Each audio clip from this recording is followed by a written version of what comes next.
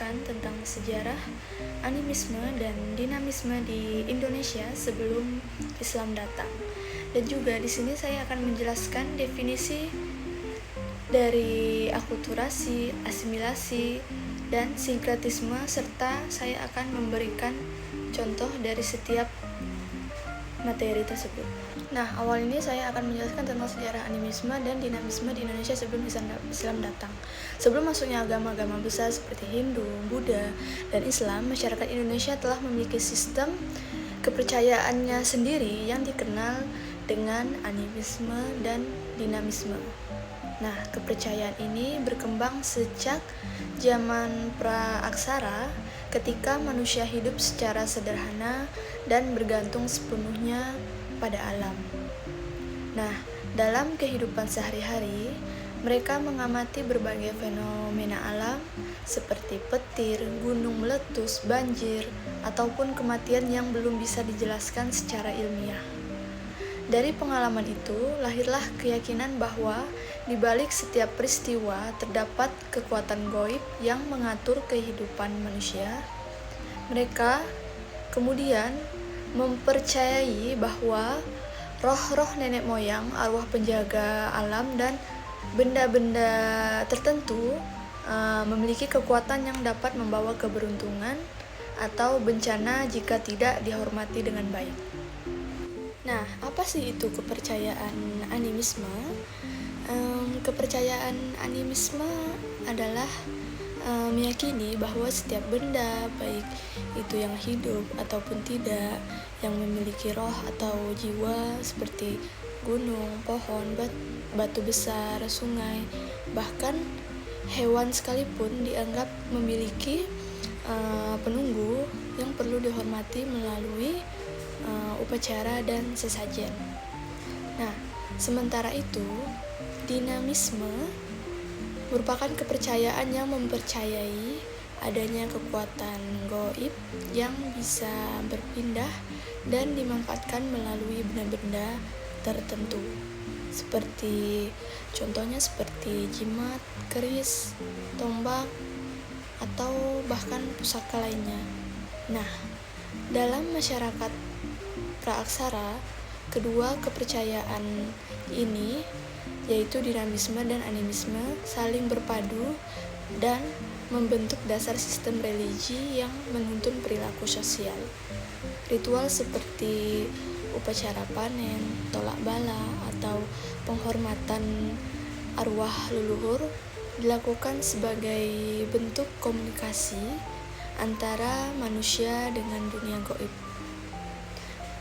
Tujuannya itu agar kehidupan mereka tetap seimbang. Dan ketika pengaruh luar mulai masuk seperti agama Hindu dan Buddha sekitar abad ke-4 Masehi, dan kemudian Islam masuk pada abad ke-13, kepercayaan animisme dan dinamisme ini tidak serta-merta hilang begitu saja. Sebaliknya, yang terjadi adalah proses akulturasi, asimilasi, dan sinkretisme antara ajaran baru dengan kepercayaan lama. Nah, unsur penghormatan kepada roh leluhur dalam animisme, misalnya berakulturasi dengan ajaran Hindu-Buddha melalui konsep Dewa Raja. Nah, Dewa Raja di sini dimaksud adalah raja yang dianggap oleh dewa oleh mereka yang menganut tersebut. Nah, ketika Islam datang, tradisi lama itu menyesuaikan diri dengan ajaran tauhid melalui bentuk-bentuk budaya seperti selamatan, ziarah kubur, dan sedekah bumi. Nah, dengan demikian, animisme dan dinamisme menjadi fondasi spiritual yang kuat dalam membentuk suatu identitas religius dan kebudayaan masyarakat Indonesia. Hingga kini sebuah cerminan bahwa sistem kepercayaan asli Nusantara tetap hidup di tengah perkembangan agama-agama besar. Nah, apa sih definisi dari ajaran akulturasi?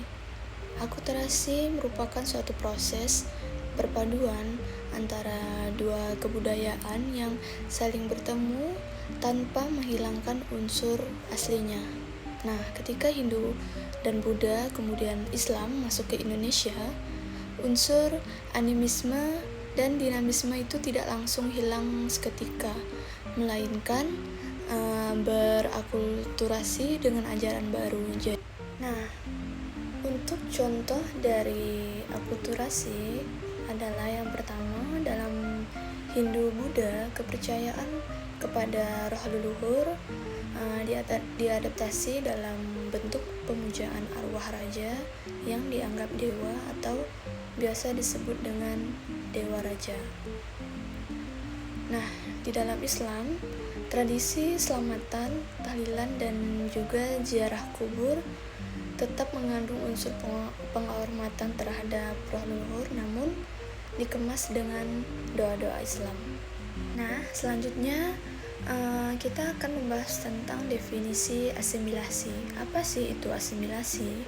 Asimilasi merupakan proses pembauran antara dua budaya yang menghasilkan budaya baru dan meleburkan ciri khas budaya lama. Nah, dalam konteks ini, ketika Islam semakin kuat di Indonesia sebagai praktik animisme dan dinamisme, menyatu dengan tradisi Islam dan membentuk budaya lokal yang khas. Nah, untuk contoh dari asimilasi adalah yang pertama, yaitu upacara adat yang dulunya untuk roh alam kini dimaknai sebagai syukuran kepada Allah Subhanahu wa Ta'ala. Nah, ritual persembahan diganti menjadi sedekah laut, sedekah bumi, atau selamatan yang mengandung doa-doa Islam. Nah, selanjutnya saya akan memberikan definisi dari sinkretisme atau sinkritisme. Nah, sinkretisme adalah proses pencampuran unsur-unsur kepercayaan atau agama sehingga membentuk sistem kepercayaan baru yang unik. Nah, di Indonesia, sinkretisme tampak jelas pada masa peralihan antara kepercayaan lokal dengan agama Hindu Buddha, lalu berlanjut hingga masa Islam. Nah, untuk contoh dari sinkretisme atau sinkritisme adalah yang pertama, yaitu kepercayaan kejawen di Jawa yang memadukan unsur animisme, dinamisme, Hindu-Buddha, dan Islam. Nah, tokoh seperti Sunan Kalijaga memanfaatkan unsur budaya lama seperti wayang dan gamelan untuk menyebarkan Islam tanpa menolak budaya sebelumnya. Dan juga upacara nyadran atau ruwatan merupakan bentuk sinkretisme antara kepercayaan roh leluhur dan doa-doa Islam.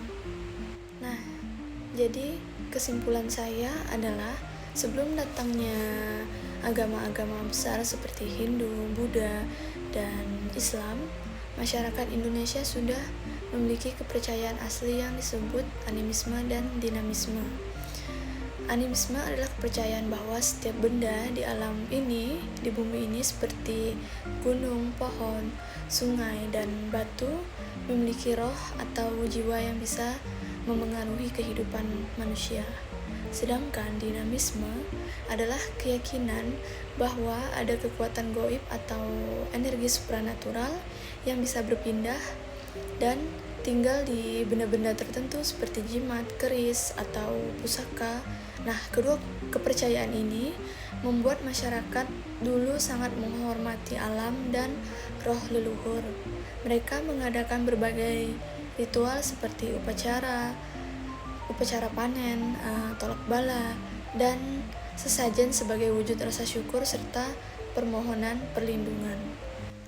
Sekian video penjelasan materi dari saya. Wassalamualaikum warahmatullahi wabarakatuh.